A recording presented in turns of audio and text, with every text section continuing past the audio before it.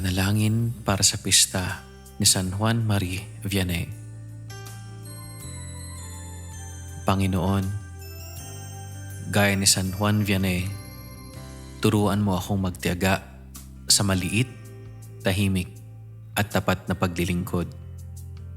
Hindi man ako sikat, hindi man ako palaging tama, hindi man ako napapansin.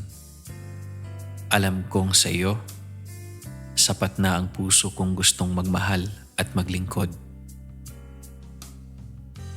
Gabayan mo rin ang mga pari namin, lalo na yung walang makasama at napapagal. Bigyan mo ako ng pusong mapagbigay upang ipagdasal din sila. Amen.